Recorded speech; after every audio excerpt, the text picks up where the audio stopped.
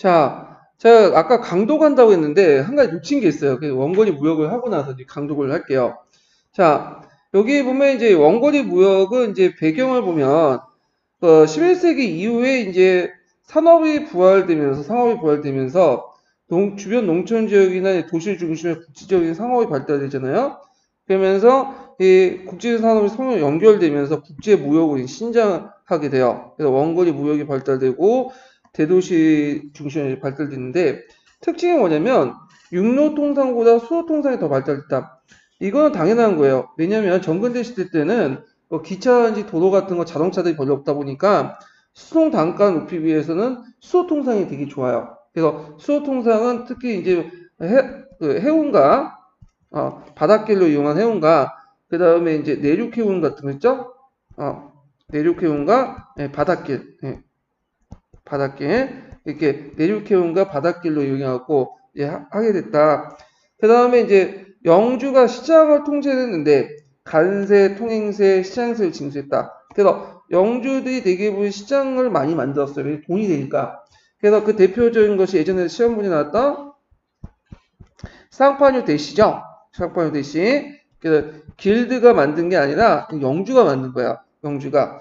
그 다음에 다양한 통화체제와 도량을 가지고 있고 그 당시 또 노상 강도들이 많고 도로와 수송수단이 미비 등등 해갖고 이것들이 이유로 해갖고 수도 통상이 더 많았다. 물론 이제 수도 통상 할 때 문제점은 또 보면 해적들이 좀 있었어. 해적들이. 그렇지만 이제 뭐 노상 강도 훨씬 더 많으니까 육상 통로보다는 수도 통로가 좀 했다. 도로가 있긴 있는데 로마 시대 도로가 거의 이제 기능을 상실했어요. 도로 보면 이제 가끔마다 와서 그 아스팔트나 이런 데 하면 파인데 같은 거 좀 정리 좀 해주고 그래야 되잖아요. 복구도 해주고. 근데 그게 내보여줬기 때문에 실제로 이제 수송수로서 의미는 없다는 거 이렇게 이제 보시면 되고 그 다음에 이제 도로의 의미가 없고 수송수단도 미비했다 이렇게 보시면 수송수단은 이제 뭐냐면 이제 지금 자동차 같이 기차처럼 마차라든지 이런 것들이 부족했어. 이런 것들과 연결시켜서 보면 되고 자, 그러면 원거리 무역은 이제 해상 통로를 통해 수도 통로를 통해서 형성이 되는데 지중해 무역권, 북유럽 무역권, 내륙 무역권 세 가지로 나눠볼 수 있어요. 지중해 무역권 여기 지도에서 보시면 알겠지만 주로 이제 비잔티움 제국과의 북이탈리아 도시들 이렇게 동방에 있는 무역권을 이제 지중해 무역권이라고 하죠. 이쪽 지역이 동방 무역권이라고 하죠.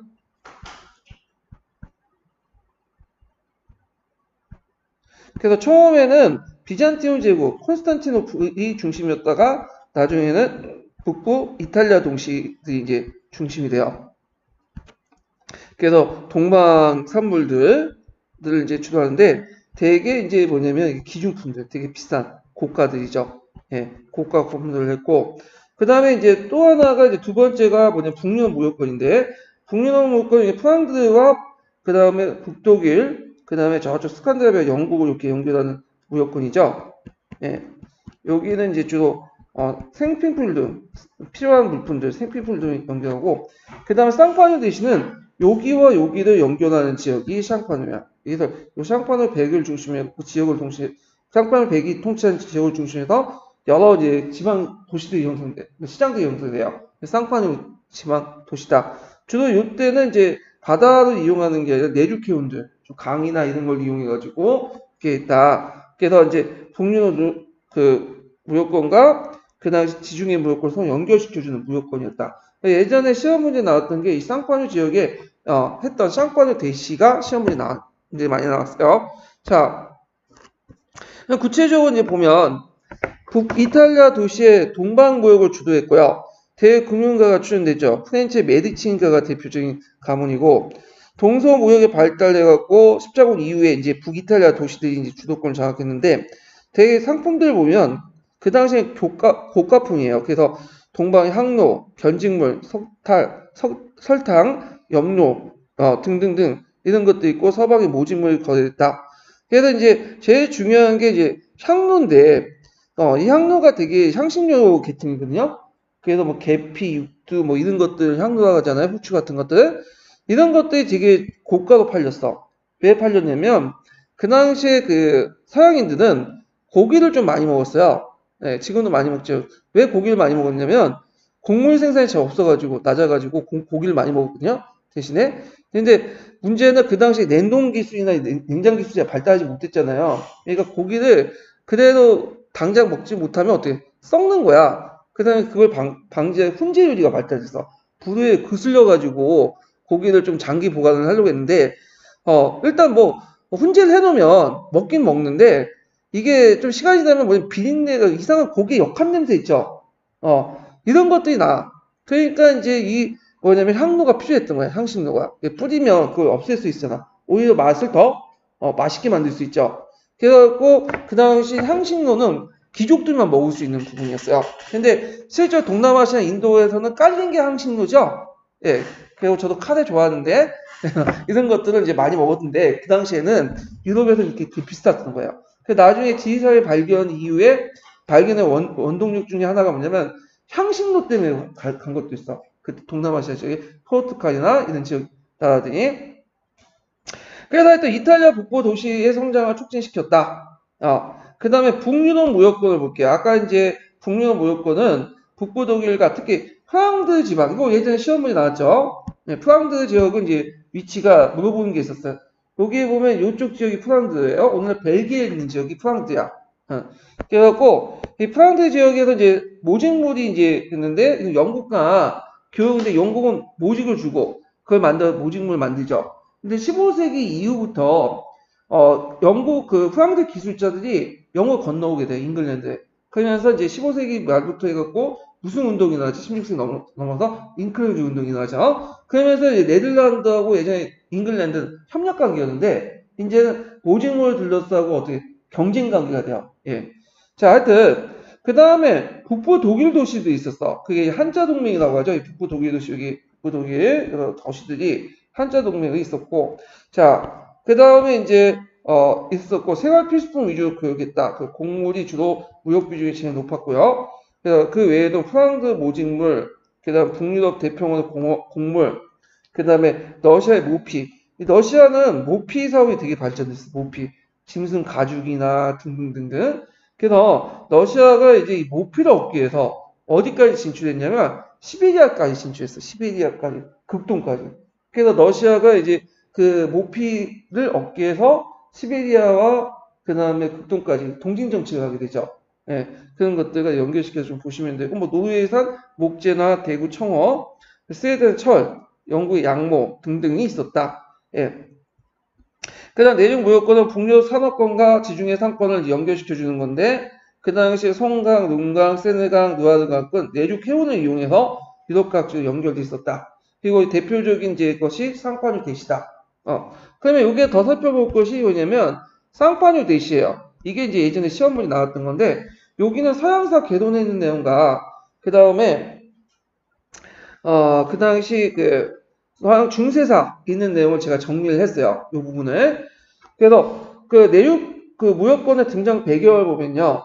이탈리아 상인들 수송이 어려운 그래서 지브롤터 해협을 부근에 해적들이 많았고 이슬람 해적들이 많았고 그 비스케이만의 작은 폭풍들이 많은데 이걸 좀 보면 앞에서 이제 지도를 봐야 되는데 지브롤터는 어디에 있냐면 여기에 있어요. 여기 이베리반도에 보면 요게 여기 있죠. 여기에 지브롤터인데 요게 이제 지금은 영국령이에요.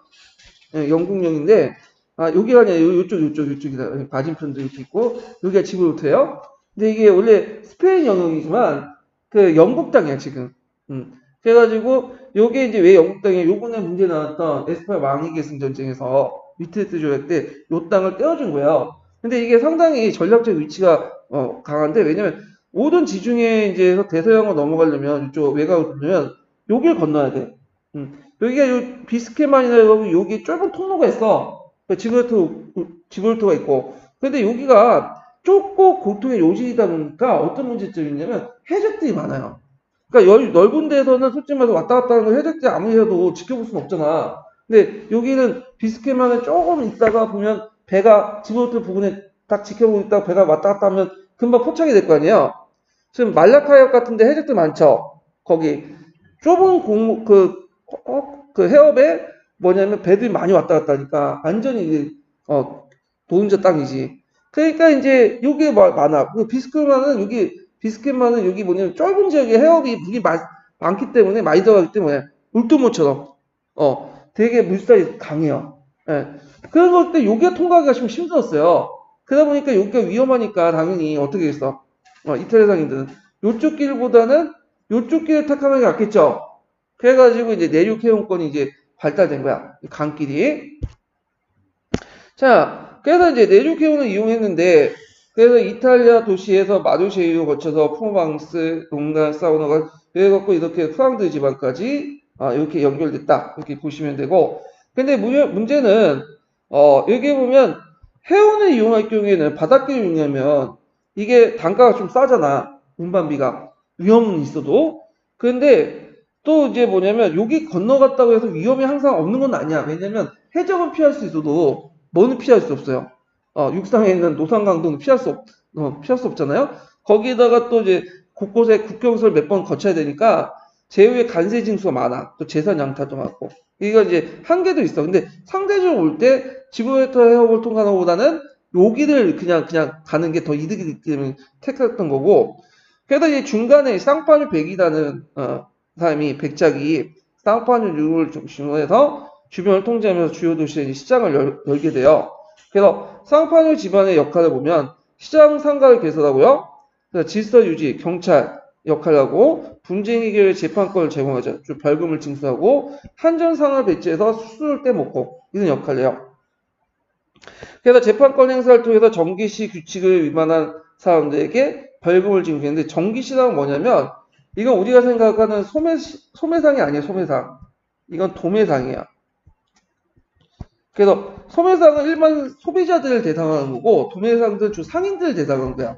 그래서 이게 이제 딱 정해져 있어. 어떤 데에서는 어떻게 하고 그래서 1월 달에서는 혼을 팔 들어가고 2월 달 동안 가죽을 팔려고 특정한 시기에 특정한 물건들을 팔 수 있는 도매상이라는 특징을 가지고 있다는 거. 그러니까 이제 우리 식으로 따지면 양령시 같은 거 있죠. 약재 같은 거 갖다 파는 거 이런 것도 있고. 그래서 이제 이런 식으로 이제 정기시 규칙을 위반한 사람들에게 벌금을 징수하고 상가 임대, 한전 수수료. 왜냐하면 그 당시에는 그 각 제후국들, 그다음 국가마다 동들을 많이 찍어냈거든요. 그러니까 그러다 보니까 통일성이 없어. 그래서 이게 한전 수수 같은 건 이제 한전 작업을 할 수밖에 없고 거래 상품의 판매사를 징수하고 그럼 이게 판매상의 역할은 뭐냐면 다양한 종류의 화폐를 사용하기 때문에 거래 당일날 헌금을 사지 않고 일종의 거래 계좌만 만들어요. 그래서 거래 계좌만 만들어 놓고 물건을 이제 사는 걸 다 포기를 해놔. 이렇게 물건을 뭐 사고, 물건을 뭐 사고 해갖고 표시해 놓고, 한전상에 가갖고 거래 계좌에 H된 것들을 이제 봐서 물건을 이제 그에 걸맞는 물건값을 주고, 나머지는 또 돌려주고, 그런 역할을 하는 게 한전상의 역할이에요. 그러면서 이제, 나름대로 수수료도 떼먹고, 그래서 이렇게 했다. 그럼 정기시의 특징은 아까 견본시라 했죠. 특정한 날짜를 정해놓고, 특정 산물을 거래하는 거, 도매시장이었고요.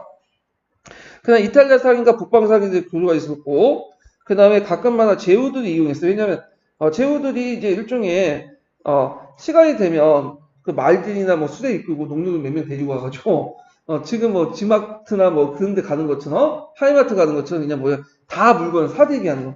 왜냐면 가까운 데서 하면 좀 비싸니까. 자, 그래서 그 관련된 그 편지가 예전에 기출문제 나왔어요. 그래서 거기 그 상판유 대시에 가면 대량으로 구입하면 물건이 값이 싸더라. 이런 편지도 이제 발견되고 그랬어요. 그래서 12세기 때 서유 전역에 정기 시간에 연결망을 이제 형성해서 그 당시 이게 쌍파뉴 대시가 잘 되니까 너도 나도 이제 뭐냐면 이렇게 정기시를 유치해가지고 돈을 벌려고 했어. 그러면 시간이 지나서 쌍파뉴 대시의 이제 그 가치가 어떻게 떨어지죠? 경쟁자가 많이 생기는. 그래서 제일 이득을 얻을 수 있는 게 독점 체제잖아. 근데 독점 체제가 깨지니까 이제 점점 쇠퇴하게 되는 배경이 돼요. 자, 그럼 쇠퇴 배경을 보면요. 쌍파뉴 백장령이 왕령제에 편입되면서 고액의 세금을 부과해. 이게 문제점이지. 왜냐면 여기가 독점했으면 괜찮은데 주변에 또 비슷한 시장들이 많은데 거기다가 이제 고액의 세금을 부과하니까 그 상인들 입장에 여기에서 장사하느니 사실 좀 싼 데 가서 장사는 낫잖아요. 그 다음에 이제 이탈리아 상인들이 갈레선을 타고 직접 브레지와 론던을 이제 정기적으로 왕래해요. 그러면서 세트해요. 이 갈레선이라는 건 뭐냐면 이게 이제 보통 지중해 지역 같은 경우에는 그 대서양이나 태평양처럼 바다가 있긴데 바다가 좀 바람이 잘 안 불어요. 좀 잔잔해. 그래가지고 그러니까 완전한 범선은 아니고 이 관리에서는 그 보통 돛 있죠. 돛대하고 노를 같이 겸해요. 그러니까 범선 같은 경우는 완전히 돛대를 세워가지고 나가는 거잖아요. 예. 근데 이 갈래선 같은 경우는 돛대와 노를 같이 하는 거야. 이게 갈래선인데 갈래선 같은 경우는 전반적으로 이제 그 예전에 사용했던 거야. 네, 고대 시대 때부터. 그래서 그 바람이 많이 불 때는 돛대를 이용해갖고 하고, 그 다음에 바람이 안 불 때는 노를 이용해서 하고. 전쟁 시는 좀 노를 사용하죠. 노는 속도를 낼 수 있으니까. 예. 그게 이제 갈래선을 이제 주로 이용했다. 그래서 이런 것들 좀 기억을 해주시고, 그다음 포항들에 대해서 이제 국왕 필리페 4세가 이제 때 전쟁이었어. 100년 전쟁 이런 것들.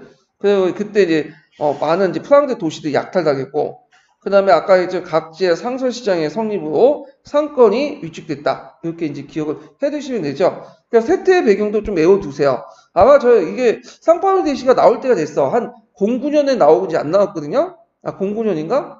나오고 포항드 지역은 나왔지만 상파울루 대시 자체는 이제 그 09년하고 11년인가 12년인가 그때 한번 나오고 안 돼서 한 6, 7년 넘어갔기 때문에 나올 때가 됐어요. 이거는. 자, 그래가지고 원거리 무역을 이제 좀 살펴봤고요. 그러면 그 관련된 내용을 이제 서양사 개론에서 한번 찾아가지고 볼게요. 서양사 개론 몇 페이지 보시냐면,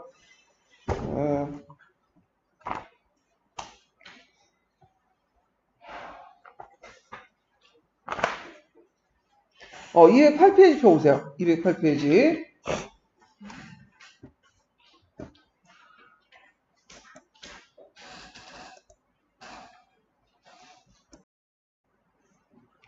자, 208페이지에 보면 11세기 때부터 상어의 부활 부분이 나오는데, 여기에서 좀 앞부분은 뭐냐면, 이제, 그 11세기 때부터 해서 13세기까지 인구가 증가되니까, 그 당시 시토교단이나 뭐 독일 기사단이나 등등등 해가지고, 개간 사업들을 했다. 요 내용들이 요 부분에 있어요. 그래서 새로운 개척 지역에 신읍 같은 걸 설립하고 새로운 마을들 만들었다. 그때 당시에는 아직까지는 신분적으로 자유롭다. 독립 지역 같은 경우에는.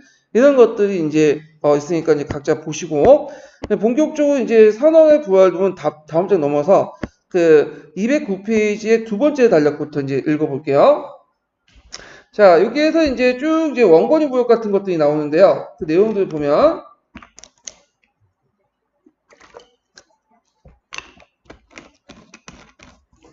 자, 북부 이탈리아 베네치아는 사대산의 지중해 점령 후에 콘스탄티노플의 교육을 계속해서 상업도시로 번영했다.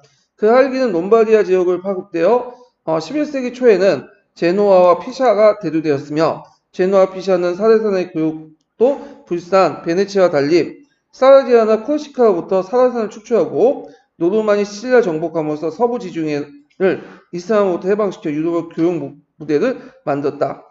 그러나 지중해 회복의 결정적인 건 역시 십자군이었다. 앞서도 지적한 것과 같이 십자군의 정치적 종교적 결과는 논의의 여지가 있다 하더라도 십자군은 지중해를 유럽에 회복시켜주고 이탈리아 여러 도시들이 지중해 무역의 패권을 안겨줬다.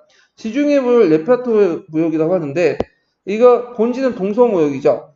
동방의 물산에 가장 중요했던 호주를 비롯한 향신료죠. 그 밖에 견직물, 설탕, 각종 염료, 그다음 염색에 쓰이는 면박 등등 이런 것들이 있었고 서방 상품의 그런 모직물인데 솔직히 모직물은 그렇게 중요한 부분은 아니었어요. 왜냐하면 그렇게 이제 안데 하여튼 동방의 물산들이 많이 들어왔다. 그래서 이제 동방 물산들은 바그다드나 다마스크를 거쳐서 시리아, 팔레스타인, 이탈리아 상에 넘겨줬고요. 이탈리아 상인들은 다시 유럽 대륙을 전달했는데 그 과정에서 얼마나 많은 그 뻥튀가 있겠어요.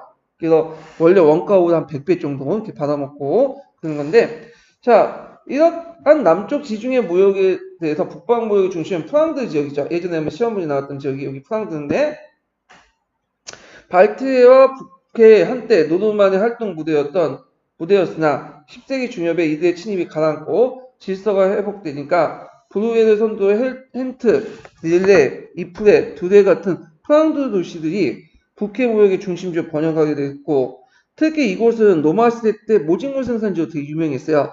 12세기 중엽에는 북유럽 전체 그들의 모직물이 널리 퍼졌다.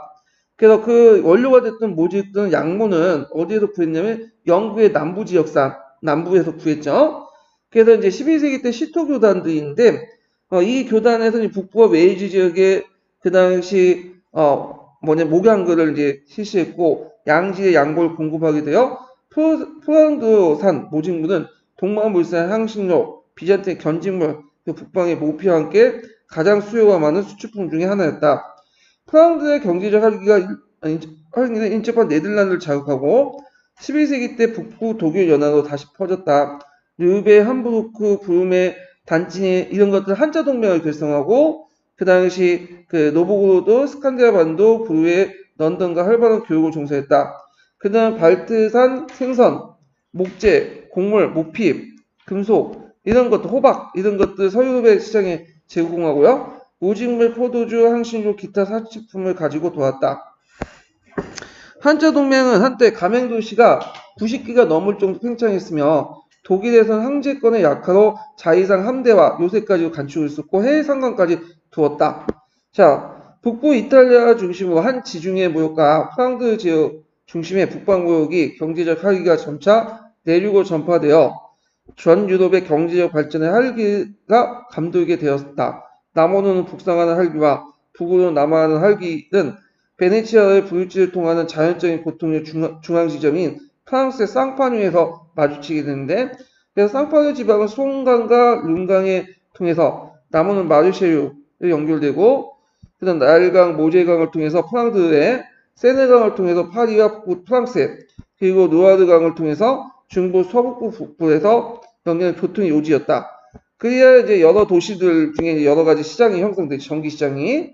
그래서 이제 이탈리아, 프랑스를 비롯해서 유럽 각지의 상인과 구매자들이 모여들었으며 대근걸제 항전 업무와 어음 반응도 같이 했다. 쌍파뉴 대시의 성황기는 12세기, 13세기로서 14세기 이곳의 쌍파뉴 백령으로부터 왕년에 편입되어 고액의 세금이 부과되고 백년 전쟁이 심화려 들어갔을 뿐만 아니라 14세기 초부터 이탈리아 상인들이 갈레선으로 직접 브리지와 런던에 정기적 왕래하면서 쇠퇴가 됐다. 그래서 한 세 가지를 제시했어요. 첫 번째는 쌍파뉴 대시의 성황기에 12, 13세기 때 쌍파뉴 백령이 왕래에 편입됐고 고액의 세금 부과되고 두 번째 백년 전쟁에 심하려 갔을 뿐만 아니라 그다음 이탈리아 상인들이 갈레선을 가지고 직접 교육했다. 여기 이제 세 가지고요. 한 가지 더 추가하자면 비슷한 시장이 형성됐죠. 비슷한 시장이 주변에 비슷한 시장이 이제 형성돼서 이제 의미가 없어지게 돼. 여기가. 자, 도시의 발달을 볼게요. 도시의 발달은 이제 거기에 강조한 학파가 뭐냐면 피레네 학파예요. 그래서 이제 중세 도시를 상업의 발자국 이렇게 이제 얘기를 하는데 상공의 중심지로서 도시는 민족 이동 후 유럽 사회 전면적으로 봉건화가 되고 농촌 사회가 변함에 따라 실제로 사라졌다. 그래서 이제 로마 시대 때 도시는 대부분 주교 강부의 중심으로서 주변의 농촌보다 인구가 약간 많긴 했으나 상업 중심지가 아니었다. 그 밖에 농촌보다 인구가 많은 곳이라는 봉건제의 성체가 있는 곳으로 이곳 역시 상공의 중심지가 아니었고 영지관리의 중심이었다. 이러한 주교 도시의 영주의 성체는 경우에 따라 중복되는 수가 있고 또한 수도원 소재지 경우가 많다. 이러한 상공의 중심지로서 도시의 발달을 위해서는 새로운 자극이 필요했고 그 다음에 이런 자극이 되게 상업의 부활을 해서 나왔다. 그런데 이제 여기서 이제 도시의 발달에서 좀 특이한 게 뭐냐면 기존의 도시, 그러니까 새로운 도시가 만들어진 건 아니에요. 11세기 이후에 기존의 도시들이 되게 로마 시대 때 대도시였고 그러다가 로마 이제 후기 때 도시가 쇠퇴하면서 주로 지배층들이 살던 공간으로 나타났죠. 근데 이제 11세기 이후에 상업의 부활이 일어나면서 사람들이 모여들기 시작. 왜냐면 우리가 교통 요지이다 보니까 그러다 보니까 이제 주변에 모여들기 시작하고 구시가지를 무너뜨리고 신시가지 쪽으로 해갖고 확대시키면서 도시가 이제 발달되기 시작한 거죠. 자, 대체로 주교 도시나 성체는 자연적 교통력 중심에 위치한 경우가 많았고 상업의 부활에 따라 그곳 상인들이 모여들기 시작했다. 처음에는 겨울을 나기 위한 일시적인 수경지에 불과했으나 점차 상인들 거주지 변했다. 그래서 왜냐하면 그 전세 상인들은 전문적인 상인들이 아니에요. 이 상인들은 편연 상인들이야. 편연 상인들은 뭐냐면 왔다리 갔다리 하면서 돌아다니는 상인들이야. 한 곳에 정착하면 이익이 안 나니까 아니면 평상시에 농사 짓다가 농한기에 잠깐 들렀다가 상인 역할을 하는 사람들이에요. 주로. 그러니까 이들은 잠시 머물던 필요한 것이지 거기에 거주지로서 머물렀던 건 아니죠. 자, 이런 새로운 거주지는 이제 점점 이제 거주지가 되면서 자기의 성 밖에 건설하게 됐고 여기 이제 성이 있으면 요 주변에 이제 이 사람들 보호하기 위해서 그 새로운 거주지가 형성됐고 이들 또 보호하기 위해서 또 요 주변에 매성이 형성돼서 그래서 이들은 성벽 주변에 살기 때문에 브루구스라고 해요. 브루구스. 예. 그래서 신브루구스, 제레 브루구스, 구 브루구스의 밖에서 신브루구스라고 하고 이 브루구스가 이제 나중에 브루주아라는 어원이 돼요. 그러니까 브루구스란 말이 뭐냐면 성 바깥에 그 벽면에 살고 있는 사람들이란 뜻이야. 브루구스. 그래서 브루크란 말 있죠. 영어 그 독일어 브루크. 그 함부르크 해가지고 브루크란 말이 많이 쓰잖아요. 예. 자, 하여튼 이 신브루구스가 구브루크스를 흡수통합하면서 상공업 중심지의 중세 도시가 흡수됐다. 그래서 여기가 구브루크, 그래서 여기가 신브루크. 그러니까 신시가지가 구시가지로 통합됐다고 이렇게 보시면 돼요. 뭐 도시 보면 신시가지 있고 구시가지가 있잖아요. 예. 근데 대개 보면 구시가지보다 신시가지가 훨씬 더 발전됐더라고. 그러니까 예, 나중에 도시계획을 위해서 하니까 의정부 저도 이제 학교 다니는데 의정부의 구시가지는 볼 볼이 없어. 근데 신시가지는 상당히 발달돼 있어요. 예. 자, 그래서 이제 상인과 더불어 도시 주민의 핵심을 이루는 것은 수공업자들이에요. 그래서 수공업자들은 대부분 이제 종래의 성주나 주교들을 위해서 일했던 사람과 주변의 농촌 출신이었는데 상인의 기여는 이보다 더 복잡하고 다양하다. 그러나 그 주조는 봉건사의 주변인이었다. 그래서 경제가 토지를 가지고 있지 않거나 사회 표면에 흩어져 있다가 왔다 갔다 하면 영령했던 사람들이고 그래서 이제 이 사람들이 상인 활동했다가 약탈하거나 강도 변하는 경우도 되게 많았어요. 그 내용들인데, 자, 그런데 이선 상인들이 점점 많아지게 된 거는 그 당시 농업센서 발달도 영향을 줘요. 왜냐면 농업센서 발달되면서 잉여들이 많아지잖아요. 지금 잉여들은 노량진에 가잖아. 근데 그 당시 잉여들은 노량진 가는 게 아니라 고시 공부하는 게 아니라 상공업자들이 되게 많았어요. 그래서 예전에 상인들이 있었는데 이 상인들은 이제 전문적인 상인보다는 할 게 없으니까 약탈적인 상인이야. 근데 이제부터 전문적인 상인들이 등장해요. 11세기 이후부터. 근데 그 관련된 내용이 쭉 있으니까 이제 쭉 보시고 지나가서 자, 그래서 이제 212페이지에 들어가면 이제 이들의 역할들을 볼게요. 그래서 이제 이들이 모여서 이제 새로운 이제 하게 되고 지금들도 이제 들어오게 주변에 도시 주변에 공업이 행해지고 그래서 이제 마지막 구조는 주변에 공업이 행해져 있는 경우 이를테면 프랑스는 오래된 직조일 경우 도시는 농촌으로부터 직포공을 불러들이게 했다. 다시 말해서 유리한 장소로의 상인들 집합, 이들 수공업자들도 모여드는데 이들을 뭐라고 한다요? 시민계급. 그래서 브루크 부근에 사는 사람들이 꼭 이제 부르주아라고 하죠. 부르주아 또는 중상계급. 그래서 도시 그 중세 시대 때 새로운 계층이 또 등장했다. 이렇게 보시면 돼요. 그 다음에 꼬문 운동을 볼게요. 꼬문 운동. 이것도 이제 예전에 기출문제 나왔으니까 좀 기억을 해두시면 될 것 같아요. 자, 상공에 종사하는 사람들은 그들의 활동의 성질상 봉건적 지배로부터 해방, 즉 자유와 자치권을 원하였다. 자, 이러한 자유와 자치권 획득은 평화롭게 그는 돈으로 사는 경우도 있었지만 많은 경우 힘으로 챙취하지 않으면 안 됐고 그 무력이죠. 그에 비해서 도시민들은 서로 서약으로서 단결한 꼬문을 형성했다. 꼬문이라는 건 도시 공동체라는 의미야. 이 말이 나중에도 많이 사용해. 근대에 들어와서. 예. 자, 이러한 꼬문 운동은 11세기, 12세기 때 거쳐 전개했으며 알프스 북쪽의 공공기족의 이기적인 생각의 의식적으로 존재로서 의식적으로 도시에 추방했다. 되게 알프스 봉공귀족들은 어떤 사람들이냐면 성직자 제후들이 많다고 아까 얘기했죠. 독일 제후들은.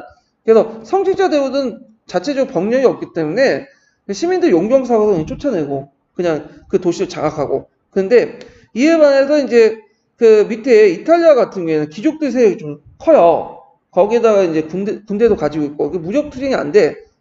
그리고 이제 외부에 독일과 싸우다 보니까 독일 한국과 싸우다 보니까 나름대로 전후회도 있잖아. 그래서 결국에는 이제 상공인과 귀족들의 연합이 형성이 돼요. 그래서 이제 이제하여 공공귀족을 배제한 이른바 북유럽평가 봉공귀족과 상공의 공주는 남유럽평이 구별되었다. 이거 좀 기억을 해두시고, 요거는 이제 녹색책에 거기 보면 비교학습법 있죠? 비교학습법. 그래서 이제 미리라는 사람이 일치법과 차이법을 제시했잖아요. 그 예문으로 나와요. 차이법. 일치법과 차이법에 대한 예문으로 남유도편과 북유도편의 도시국가 특징들이 나와요. 자, 대부분 도시는 12세기 중엽까지 자유와 자치권을 획득하게 되었으며 그것은 이제 특허장으로 문서화됐다. 자, 이 특허장에 문서화된 것은 근데 특허장은 이제 뭐냐면 봉건적인 문서죠. 봉건적 문서. 자, 그 내용에서 가장 중요한 것은 신분의 자유와 경제활동에 필요한 여러 자유다. 그러니까 신분의 자유에 대변할 수 있는 바는 도시의 공기는 자유롭게 만든다. 그래서 도시가 갖는 지역적 특권으로서 도시 내 1년 1일 거주할 경우에 그 이전의 신분에 관계없이 누구든지 자연 신분을 획득할 수 있고요. 그리하여 농촌의 농노제 행정은 도시의 성벽 내에서 사라졌으며 시민과 자유민이 동의어가 됐다. 그리고 중세도시는 자유와 더불어 영주재판권이나 교회법으로부터 해방되어 독자적인 재판권과 사법권을 갖는 특수한 법적 구역이 되었고 그 중심 행정기구가 뭐냐면 예전에 시험문이 나왔던 시참사회라는 거죠. 그래서 시참사회라는 독자적인 행정기관과 시민군을 갖는 자치제가 되었다. 시민들은 도시 내에서의 질서 유지의 벌칙을 포함한 도시법을 제정하고 선서에 의해서 이들을 복종하고 도시에 수호하는 동시에 상호 원조할권을 서약하였다. 시민들은 저마다 예의 없이 이제 도시의 혜택을 항유하는 동시에 수입에 따라서 평등하게 시의 여러 비용을 부담하게 됐다. 시민들은 자기가 거주하는 도시를 자랑하고 그것을 위해서 헌신했으며 이들의 도시에 대한 애착심 오늘의 애국심에 비해서 비할만하다. 자, 뭐 이렇게 이제 있고 그 밑에 상인조합과 이제 길드 생산이 있어요. 이게 보면 중세 상인과 수공업자는 길드라는 조직을 형성하고 이를 통해 경제활동을 종사했고요. 상인조합은 일찍이 11세기 때 그 모습으로 나타났고 수공업조합은 좀 늦은 12세기 때 나타났죠. 그래서 상인조합은 공동이익과 안정을 도모한 조직으로서 상호 부조 조직이죠. 상품 수송 도중에 난파당하거나 도적을 만나 상품을 상실할 때 이를 지원하고 회원이 사망할 때 장례를 치르고 가부와 자식들 양육을 도왔으며 회원 자제들 교육을 위해서 학교도 경영하기도 했다. 또 도시 내 종교적 축제를 관장하고 교회에 대한 지원 등 종교적 우애를 표시하는 등 그 기능이 매우 다양했지만 또 한편은 상업권을 독점하고 영주와 교섭 등을 그들이 맡았다. 사실 중세 도시의 자유와 자치권 획득을 위해서 앞장선 것들은 이들 상인조합이었고요. 따라서 도시 행정에 있어서 발언권이 강화했고 후에는 도시 귀족의 실질적인 도시 행정권을 독점하게 됐다. 자, 상인조합보다 뒤늦게 형성된 수공업자합은 동일 업종마다 조직되기 때문에 동업조합적 성격을 갖고 있죠. 목적은 동일 업종에 종사하는 수공업자들 다른 도시의 수공업자들과 경쟁으로부터 보호하고 동업자 간의 경쟁을 배제하는 것이었다. 따라서 이 목적에 따라서 동일 업종의 생산의 독점권을 가진 동시에 생산과 판매를 엄격하게 통제했으며 노동시간, 품질, 제조 방법, 가격 등을 통제했고 회원 간의 모든 경쟁을 금지하는 동시에 수요와 공급의 균형을 유지하는 생산량을 조정하고요. 일정한 범위 내에서 주변 내 동일한 확보를 금지했다. 이걸 이제 뭐라고 하냐면 쭌푸트 강제라고 해요. 제가 발음이 좀 시원치는데 독일어 쭌푸트 강제라고 써요. 예. 자, 그러므로 이제 수공업자 조합의 성격은 자유경제와 개인의 창의성과 안전을 배제하고 철저하게 보호주의와 통제, 균등화 경향을라고 하겠으며 이는 아직 공업생산에 미약하고 얕은 단계에 거의 불가피하였다고 하겠다. 수공업자들이 가입할 수 있는 독립된 일터와 가게, 워크숍을 가지고 있는 사람을 장인이라고 하죠. 그는 또 한두 명 직인이 있고 그 또 밑에 도제가 있어요. 장인, 직인, 도제.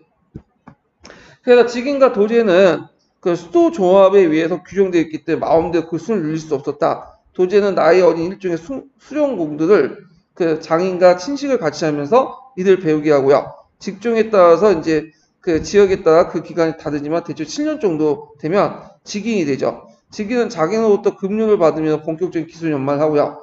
그래서 이제 지gin이 말하면 기능고 독립할 단계까지 이르면 기술을 증명한 작품, 마스터페이션을 제공하면 이것을 조합을 제공하면 인정받아 독립된 장인이 되죠. 그래서 초기에는 장인이 되는 길이 이제 개방이 되는데 중세 말기에 가서 그게 폐쇄적으로 운영돼요. 그래서 직인들이 불만을 이제 갖게 되고 그 다음에 이제 다른 한편 도시 행정권을 독점하는 도시 귀족화된 대상인들 상인 길드의 일부의 대상으로 수공업 쪽에 장인들이 불만이 생기고 이러면서 이제 사회경제적으로 복잡한 양상을 띠고 있는데 이건 뒤에 있으니까 그 부분을 좀 나중에 좀 읽어보기도 하고요. 자, 중세 도시의 모습은 예, 중세 도시가 어느 규모가 어떻고 뭐 생활상이 어떻고 그런 내용인데 전반적으로 도시가 그렇게 크지가 않았어요. 예, 되게 인구가 5천 명 정도인데 이걸 5천 명을 도시라고 볼 수도 없는데 우리식으로 따지면 면 정도밖에 안 되는 도시죠. 그 보면 그리고 이제 런던도 좀 큰 도시도 뭐 4만 명? 한자 도시도 2만에서 4만? 이 정도고, 그 다음에 뭐 약간 이제 피렌체, 파리 같은 데서는 10만 정도? 그래서 유럽에서 제일 큰 도시가 어디냐면 콘스탄티노플이야. 엄밀히 말하면. 그게 이제 50만에 100만 정도 됐다니까 되게 큰데, 이에 비해 동양의 그 이제 중국의 그 도시는 어마어마했죠. 이때 뭐 100만 명이 넘는 도시들이 한 두세 개 있었으니까. 예. 자, 그래서 이제 요때 뭐 도시 생활이 뭐 되게 비위생적이었고 그다음에 상하수 시설도 제대로 안 되고 그러니까 뭐 패스트 돌면 어떻게 돼? 농촌이 많이 죽겠어요? 도시가 많이 죽겠어요? 도시가 많이 죽죠, 당연히. 그러니까 도시민들이 많이 죽어 나갔죠. 뭐 이런 내용들이 있어요, 뭐. 그래갖고 이제 이거는 각자 보시면 될 것 같아요. 이거는.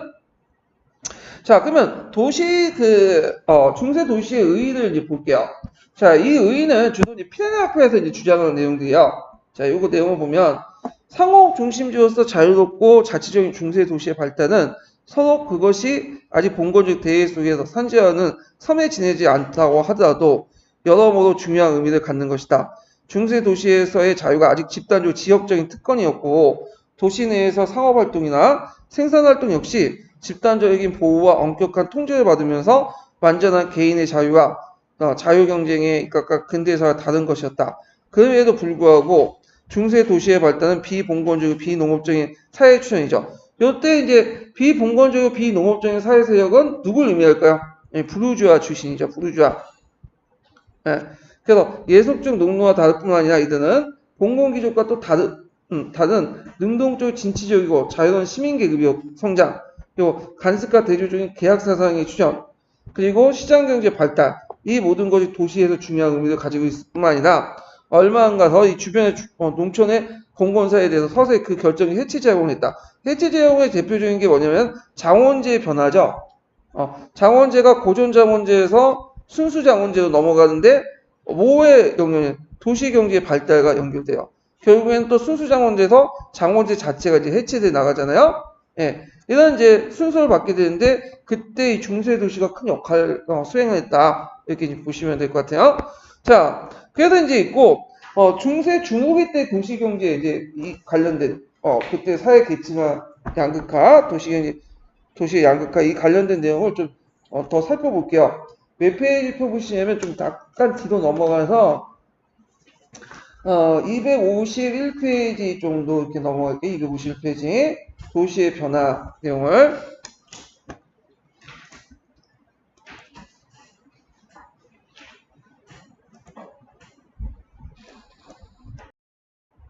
자, 도시의 변화를 보면 흑사병으로 인해 급격한 인구 감소는 인구 밀도가 조민한 도시의 경우 농촌보다 더 심각하였고 상품의 가인 공급과 전반적인 수요의 대표적인 감퇴를 초래했다. 그것이 도시 경제에 미친 영향이 컸고 경제 전반의 위축 현상이 나타나게 되었으나 중세 말의 도시는 이와 더불어 심각한 구조적인 변화도 있었다. 이게 이제 그 11세기, 13세기 들어와서 도시민의 계층 분화와 그 결과죠. 그래서 12, 13세기 들어간 계층 분화가 일어났는데 아까 이제 자본가에 해당하는 상층 부르주아색들, 그 다음에 중산층 내지 소시민지 부르주아들, 그리고 이제 임금 노동자 내지 도시 프롤레타 계급 이렇게 이제 있죠. 그래서 상층 부르주아들은 대체 외국 무역이나 도매상을 종사하여 부유해진 대상인들로 구성됐고, 그는 13세기 후반에 도시기족화되어 시행정을 장악하고 이들을 이제 이용해서 더 많은 부를 축적했죠. 그러나 이러한 대상인들은 단순히 상업활동에 종사한 것만은 아니었고 서양들의 지방같이 모직물 공업을 육성했던 공업 중심지에서는 양모 수입상 등 모직물 제조업자를 또 겸했다. 그러니까 이들 부도주자들이 상인뿐만 아니라 일부 지역 같은 경우에는 제조업자도 같이 겸했다는 걸 볼 수 있고 또 금융가하고 또 연결된 사람도 있어요. 그래서 이탈리아의 대표적인 은행가가 있었는데 이게 메디치인가요? 예, 메디치인가가 원래 금융가 출신이거든요. 이 사람들이 자 은행가를 비롯한 대금융업자가 상인이나 무역자, 나란히 상층부 부도주자들 또 구성으로 형성했다. 뿐만 아니라 그 중에 도시 내의 토지나 주변 농촌의 토지에 투자해서 상을 벌이고 지대 취득을 하거나 귀족 가문과 또 혼인해서 귀족 생활을 하는 사람도 있었다. 자, 그러나 이제 이런 전체 주민에 비해서 극히 소수에 불과했다. 또 한편 이제 상층 부유주의 형성과 더불어 다른 한편으로 수많은 임금 노동자와 도시 프롤레타리아 계층들이 등장했죠. 프랑스나 이탈리아와 같이 중세 공업의 주종을 이루는 모직물 공업 등 직종업이 발달한 지역의 도시에서는 비교적 일찍부터 많은 임금 노동자들이 존재했고 수공업자들도 대기업가로부터 원료와 생산 시설을 공급받고 그의 지시에 따라 제품을 생산하고 있었다. 뿐만 아니라 중세 말에 가까워지면 길드의 장인직이 폐쇄화되고 특권화되는 경향이 보임으로써 장인이 되는 길이 막혀버리는 결과 일반 직인의 임금 노동자 형성이 더 두드러졌고 그래서 이들이 이제 스스로 권익을 옹호해서 직인 조합을 이제 만들죠. 그래서 이제 이렇게 해서 이제 있고 소수의 행운을 제외하고 이 직인 조합에 있는 사람들 다 대부분 임금 노동자 전략을 하게 돼요. 자, 요거에서 이제 계층화 형성이 쭉 있다는 걸 이제 얘기를 하고 있고 그다음에 그 외에도 이제 그 당시에는 주변 지역의 농촌 지역 노동자도 들어오고 여성 노동자 그 외부부터 유입된 노동력 등 이게 이제 들어오니까 이제 저가 경쟁 노동력이 이제 많이 들어오니까 노동자가 많이 들어오니까 노동시장의 노동자의 임금이 어떻게 될까 떨어질 수밖에 없겠죠. 그래서 이제 이런 내용도 이제 있다. 그다음에 중간에 이제 중상층 부유주의에 대한 설명이 있어요. 그래서 요 상인들이 이제 내용을 보면 뭐 소매상인들 그다음에 자본가 직업가 자본가적 직업가로 상장하지 못한 장인들, 그 다음에 이제 소장인들, 그리고 이제 특이한 게 이제 프랑스 같은 경우에는 거기 이제 법관이라든지 공중인 같은 각종 법률에 종사하는 법조인들과 통일국가 형성에 따라 그 수가 증가된 관료도 있었다. 이렇게 이제 좀 보시면 되고요. 자, 도시의 발달을 볼게요. 도시의 반란을 볼게요. 소수의 상층 부유주의가 도시 귀족화하면서 시행정권을 배타적으로 독점하고 길드 조직 내에서 장인직이 폐쇄적으로 특권으로 변하여 일반 직인이 장인이 되는 길이 막혔고 다수의 프롤레타와 즉 임금 노동자가 나타남으로써 중세 말의 도시는 많은 소유와 반란을 겪게 되었다. 자, 도시에서의 반란은 도시혁명이라고 할 정도 격심했던 것은 프랑드로와 되게 이탈리아 대공업 도시들이다. 되게 이런 도시들은 지역들은 상대적 다른 지역보다 뭐가 발달됐어요? 도시가 발달됐어. 도시 경제가. 그러다 보니까 양극화 형성들이 더 뭐냐면 강해지죠. 자, 이 내용들 보면 여기에서 발랄한 자본가적인 어떤 상층 부유주의에 대해서 도시 프롤레타리아 계층의 어떤 전면적인 반항 형태가 나타났다. 그래서 특징은 이제 자본가적 상층 부유주의에 대해서 도시 프롤레타리아의 전면적인 반항 이렇게 이제 볼 수가 있고요. 시험문이 나왔던 게 치오피의 반란이라고 했죠. 피렌체에서 일어난 치오피의 반란인데 자, 이 치오피의 반란들은 그들 자신의 길드 결성과 도시 행정에 참여, 독자적인 사법권을 주장했다. 그들의 이제 주장 요구를 이제 애워두셔야죠. 길드 결성, 도시 행정에서의 참여, 그 다음에 독자적인 사법권 주장. 네. 그래서 이보다 더 가격화했던 건 프랑드의 여러 도시들의 반란이었고, 이게 푸자가 이게 포기법이 이게 빠졌네요. 예. 자, 그 다음에 1370년대 강 지역에서 발생, 독일 지역이에요. 발생한 반란의 지도자들은 장인에 대한 직인을 대기업가에 대한 임금 노동자를 대항시키면서 노동자들 시행정권의 장악을 시도했다. 요 강과 관련돼서 예전에 12년 2차 기초에 예문으로 한번 언급되어 있었어요. 그래서 나일강변 도시나 기타 독일의 도시 그리고 프랑스의 경우 대체 거상을 중심한 도시귀족에 대해 수공업자 조합의 반항이었으며 독일의 경우에는 수공업조합의 도시행정에 참여 요구가 대체로 관철되기도 하였다. 이탈리아는 베네치아와 독일의 한자 도시의 경우에 별로 소용이 없었던 것은 상층 부유자의 폐쇄적이고 이기적인 가두집의 질가 타락하지 않고 상업으로 부유해진 새로운 사람이 끊임없이 지배층을 새롭게 하고 젊게 했기 때문이다. 또한 영국의 경우 도시의 소유는 별로 없었고 이는 도시에 대한 왕권의 통제가 강해와 하층의 반항이 없었다. 이렇게 이제 보시면 되겠죠. 자, 중세 말에 그 여러 도시가 이제 경험하게 된 소유와 반란은 저마다 성격을 달리하면서 이를 전체적으로 본다면 중세적 도시 경제가 그 속에 자라나고 발전한 상공업을 통제하고 더욱 발전시키기에 너무 협소하고 부족하다는 걸 말해주는 것이고 첫 번째 의미죠. 중세적 도시 경제가 그 속에 자라나고 있는 발전한 상공업을 통제하고 더욱 발전시키면 너무 협소하고 부족한 걸 말해주는 것이다. 그래서 이제 이때 이건 뭐와 관련해? 이 소유와 반란의 그 의미죠. 예. 아이고.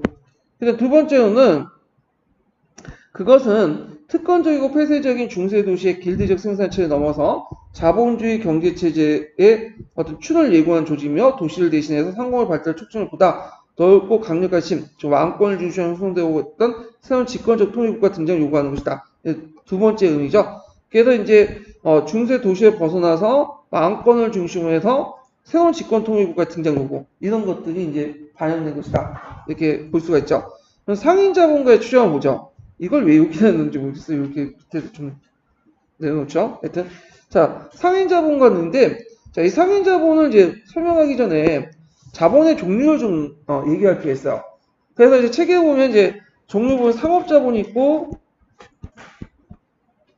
그다음 산업 자본이 있고 금융 자본이 있죠. 거기 보면 되게 자본의 종류인데 처음에 상업자본에다가 산업자본, 금융자본 이렇게 해서 발전이 되거든요. 그래서 되게 상업자본은 초창기 자본이에요. 그래서 이제 막스 베르가 선민자본주의라고 이제 짓거드는 건데, 자, 이 상업자본은 이제 이렇게 나눴던 이유가 뭐냐? 이렇게 상업자본, 산업자본, 금융자본 나눴던 이유가, 자, 이거는 이제 그 기준형 부를 축적하는 방식이야. 그래서 부를 축적하는 방식은 유통을 주로 하는 상업자본이 되는 거야. 이 유통은 뭐냐? 자, 예를 들어서 A의 지역에서 물건이 지금 싸요. 100원밖에 안 돼. 근데 B 지역에서 이 물건을 300원에 팔아. 그러면 이걸 가지고 와서 이득을 챙기는 거지, 200원은. 그래서 자본이 축적되는 시스템이 상업자본이야. 그래서 우리가 이제 그 지리산을 발견할 때 형성된 자본은 상업자본이야. 그래서 예를 들어 아메리카에 있는, 아시아에 있는 여러 가지 값싼 물건들을 유럽에 가서 갖다 팔자. 비싸게요. 이런 것도 이제 상업자본의 대표적인 거. 뭐 우리식으로 따지면 이제 대표적인 게 뭐 하이마트나 롯데마트나 이런 것들은 다 상업자본에 속하는 거죠. 그래서 산업자본은 뭐냐면 산업혁명 시기 때 만들어진 자본들인데 직접 생산을 해요. 직접 생산. 그래서 직접 생산을 통해 자본을 축적하는 그것을 산업자본이라고 해요. 산업자본. 그러니까 우리식으로 따지면 LG, 삼성 이런 것들은 다 산업자본에 속하죠. 그다음 금융자본은 뭐냐면 이제 그 은행이 뭘 지배하는 산업자본을 지배하는 형태야. 은행 자본들이 산업자본을 지배하는 형태가 금융자본이야. 되게 은행들이 돈을 사업체에 빌려주잖아요. 근데 돈을 갚으면 모르겠는데 돈을 갚지 못하면 은행 소유가 돼버리잖아. 그런 식으로 은행 자본들이 이제 산업자본을 이제 투자한 건데 주로 19세기 초중반 때 제국주의 시대 때 주로 이 금융자본이 등장해요. 그러니까 우리 시대는 우리은행, 뭐 신한은행 이런 데는 다 금융자본들이죠. 그래서 자본의 발달을 이렇게 세 가지로 나눠볼 수 있어요. 세 단계로. 그래서 초기 자본 형태는 상업자본이고 나중에 이제 발전된 산업자본 발전되고 이게 이제 금융자본이 이제 발전된 넘어가는데 그 방법이 부의 축적 방식에 달려 있다. 이렇게 보시면 되고요. 그래서 중세 중후기 때 그다음에 절대 왕권 시대 때는 초기 자본 형태는 상업자본이야. 상업자본. 예. 그런데 그 19세기 때 넘어가면서 이제 산업혁명이 일어나면서 산업자본 넘어가게 돼요. 예. 그리고 이제 금융자본 20세 그 19세기 제 거야 중후반 때는 넘어가게 되고 제국주의 시대 때는 그럼 상업자본과 산업자본 이제 금융자본인데 이제 상업자본과 산업자본 또 보면 생산 방식에 좀 차이가 있어요. 상업자본은 선대제예요. 선대제. 그래서 상인 물주가 이제 시설이라든지 원료라든지 이런 것들을 제공해주고 작업 공간 분열되어 있던 이제 직공들이 그 물건을 만들어서 상인들에게 주면 상인들이 유통을 해주는 거죠. 근데 산업자본은 공장제 수공업이죠. 나중에 이제 산업혁명 이후에는 이게 공장제 기계공업이라고 이제 부르죠. 공장이라는 거는 팩토리라는 건 뭐냐면 한 곳에 밀집된 공간에 분업을 시키는 거야. 그래가지고 노동자를 고용해서 분업을 시켜가지고 뭐냐면 물건을 만드는 형태죠. 분업과 협업을 통해서. 그래서 예전에 이제 처음에 매뉴팩처 수공업 직기를 놨더니 매뉴팩처라고 얘기한 거 공장제 수공업이라고 산업혁명에 기계 돌렸기 때문에 공장제 기계공업이라는 거야. 물론 이제 산업자본이 선대제, 산업자본이 공장제 수공업 이게 연결되는 건 아니고 근데 되게 비슷한 경로가 있다 그거지. 예. 그치 꼭 연결되는 건 아니지만 이런 시스템이 있었다. 예. 그래서 상업자본이 나오면 항상 선대제가 나와요. 이 선대제가. 예. 그런 것들을 이제 같이 기억을 해두시면 될 것 같고요. 자, 그러면 관련된 내용을 이제 읽어볼게요. 자, 14세기 도시에는 많은 시장을 겪었으며 1450년 이후에 전체 무역시가 격심하게 감소되고 경제가 전반적으로 침체 형상을 보였음에 불구하고 이때 13세기 1350년 이후에 격신한 건 뭐예요? 그 전반적 침체한 건 이거는 패스트 때문에 그렇죠? 자, 아이고 이게 네. 자, 새로운 자본가가 부를 축적했다. 이때 새로운 자본가는 어떤 자본가를 말할까? 이때는 초기 자본이었던 상업 자본을 얘기해요. 그래서 일부 지역과 일부 공업의 번영에 이뤘다. 그 좋은 예가 영국에서 모직물 공업의 성장이다. 질 좋은 양모 수출국이었던 영국은 100년 전쟁으로 양모 수출이 어렵게 되자 자국산 원료를 이용해서 모직물 공업을 육성을 하였고 그것은 영국에 막대한 부를 초래하게 되었다. 자, 그래서 이제 모직물 공업의 100만 자가 되는 사람들이 이제 와서 뭐 양모 성당을 세울 정도로 이렇게 이제 했고요. 13세기 때 상포유의 전기시가 쇠퇴한 대신에 유럽의 남북 유럽을 연결한 새로운 무역로가 개척됐죠. 이때 유럽의 남북을 연결한 새로운 무역로가 개척된 것은 지브롤터를 통해서 들어온 무역로죠. 그래서 그 하나가 헤로인 베네치아의 갈레선단을 위한 것이다. 갈레선은 이제 1300년 전까지 종전의 노 대신에 돈을 추진을 쌓는 것보다 빠르고 적재하게 많은 상선을 개정됐으며 그 다음에 여기 주의할 경 그럼 예전에 돛을 사용하지 않았냐? 그건 아니에요. 이제 예전에 노를 많이 사용했는데 돈을 이제 많이 사용, 좀 개량된 그 갈래선이 등장했다는 거야. 그리고 이제 특히 갈래선 많이 만들었던 건 베네치아예요. 베네치아에 가보면 그 도쿠가 있어요. 그 갈래선 만드는 그 도쿠가. 그래서 계속 이 조선수가 되게 발달해서 대량으로 생산을 해 배를. 예. 그래서 베네치아는 갈래선단은 프랑스에 파견했다. 구 매년 이제 베네치아 갈래선단은 값진 상품을 만지하고 프랑스와 영국의 항구를 정기적으로 왕래하게 되었다. 또 새로운 무역로 육로를 로서 베네치아 제노아를 거쳐 알프스 넘어서 울무와 아우크스부르크를 거쳐 북쪽 지역이 이어지는데 이 육로의 북쪽부의 북해 연안의 도시들 한자 동맹 도시였다. 자, 13세기 형성된 한자 동맹은 독일의 정치 분열로 위해서 자의의 필요성에 의해서 정치 결합을 발전했고 15세기 때 북방무역의 왕자로 번영을 두었다.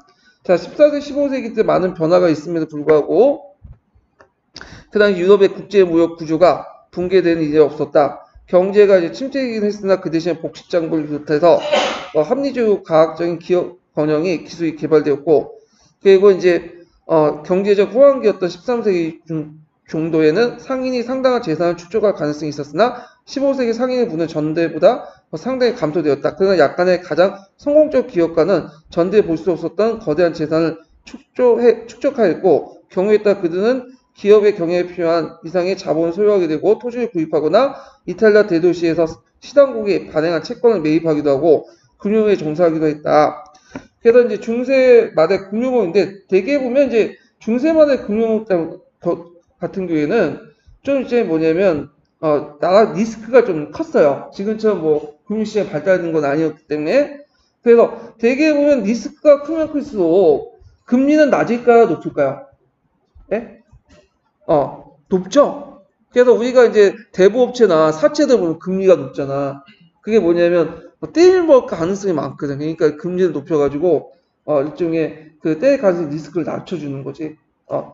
그래서 이제 뭐 이렇게 있는데 자 그래서 금융업자의 업무는 고리대금뿐만 아니라 당시 유통됐던 수백 종의 화폐 한전 업무나 원격지 송금 내지 상거래 결제 업무도 겸했다.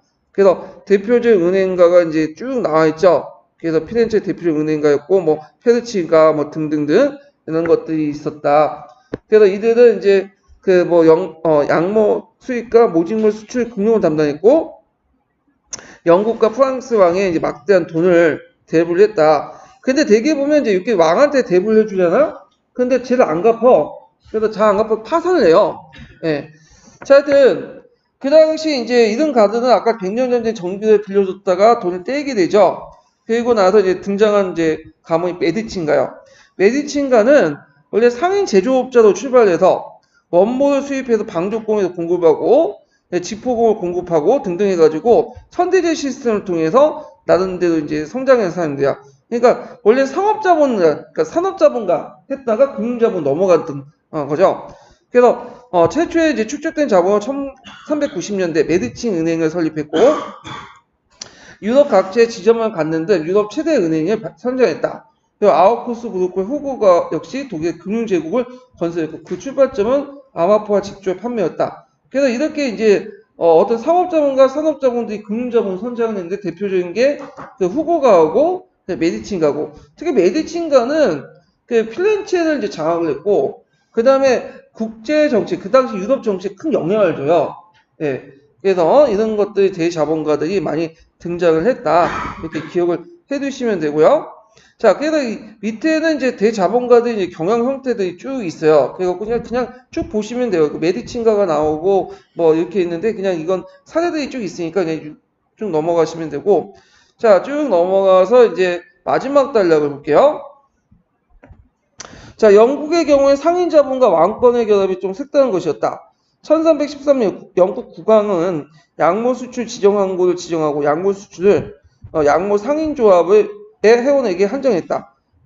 그리하여 왕실은 돈이 필요했으며 이들에게 빌려줬으며 돈이 필요하면 이들에게 빌려줬으며 왕실은 돈이 필요하면 이들에게서 빌렸으며 대륙의 지정 항구는 처음에 부회부터 후에 칼레로 옮겨갔다. 그래서 이제 이때부터 무슨 거죠? 정경유착이 시작된 거예요. 정경유착. 되게 이제 절대왕권이 시작되면서 상비군이라든지 관료라든지 이런 것들이 필요하죠. 그럼 유지비도 필요할 거냐? 유지비는 이렇게 정경유착 상업자본가로 얻은 그걸 통해서 이제 뭐냐면 그 양성을 했던 거죠. 자, 그래서 이제 그 밑에 여러 상인 집단들이 뭐냐면 돈을 빌려줬잖아요.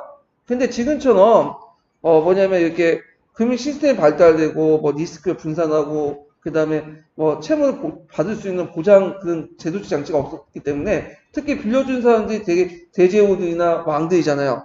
그럼 이 사람들이 배째라고 해갖고 나 못 갚겠다 디폴트 선언하면 그 빌려준 사람들은 어떻게 갚아? 받아낼 수가 없죠.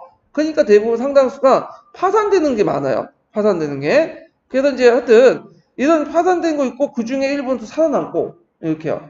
그래서 이때 이제 많은 이제 금융 자본을 고리대금을 했던 사람들이 뭐냐면 유대인들이에요. 유대인들. 유대인들 같은 경우는 그 당시에 토지를 소유하지 못하다 보니까 처음에 무역업에 종사했는데 무역업도 나중에 이제 경쟁자 생기고 이제 못하고 주로 이제 고리대금으로 이제 종사를 하게 돼. 근데 문제는 이런 집안들 보면 이제 고리대금 집안 보면 후고가라든지 뭐 메디친가라든지 그런 사람들은 좀 약간 유럽에 있는 명망가들이고 유대인들은 주로 했던 사람들이 뭐냐면 중소 시민들 대상으로 한 거야. 그러니까 이 중소 시민들고 얘들이 뭐 하니까 이제 고리대로 해가지고 이제 하는데 돈 안 갚으면 와가지고 막 뭐 돈 내놔 막하고 뺏고 그러니까 유대인의 이미지가 어떻게 해요? 나빠진 거죠. 그래서 그때 반유대주의가 예전부터 유대인들이 뭐야 예술 죽이는 사람들이라는 이미지 있고 그다음에 할 게 없으니까 이제 그 왕들이나 그런 사람들 상대하지 못하고 주로 이제 농민들이나 소시민들 상대하면서 일수 형식으로 어느 날 고리대금 빌려줬다가 막 돈 뺏고 막 그 빚도축하고 하면 좀 기분이 나쁘잖아요. 이미지가 안 좋아지잖아. 거기에 결부돼서 이제 유대인이 죽일 놈이 돼버린 거야. 그래서 이제 유대인 박해가 이제 이미 중세 시대부터 곳곳에 보여요. 예. 자, 하여튼 이런 것들이 있었는데 그냥 한번 읽어보세요. 그냥 이때는 전반적으로 이제 중세 후기 때 여러 자본가들이 등장했고 상업자본가 중에 금융자본가들이 등장했고 대표적인 가문들이 뭐 후그가라든지 메디친가라든지 그런 가문들이고 그런 가문들이 왕실에 돈을 빌려주고 어떤 가문은 왕실에 돈을 빌려줬다가 떼어가지고 망했다. 이 정도만 기억을 좀 해주시면 될 것 같아요. 이거 뭐 거의 시험 문제 나오지는 않을 것 같은데 나와도 제 생각에 메디친가 정도는 이름은 외워두실 필요가 있어요. 이 과목 되게 유명한 과목이거든요. 예. 자, 그래가지고 이렇게 해서 한번 쭉 해서 이제 그 뭐냐면 했는데 다음 시간에는 이제 뭘 할 거냐 하면 이제 여기 남아있는 이제 중세 문화 부분 있죠? 예. 그래서 보편 논쟁, 뭐 스콜라 철학 이런 것들 이제 살펴볼 거예요. 중세 대학 부분하고. 예. 오늘 이제 수고하셨고요. 예. 다음 시간에 뵙겠습니다. 감사합니다.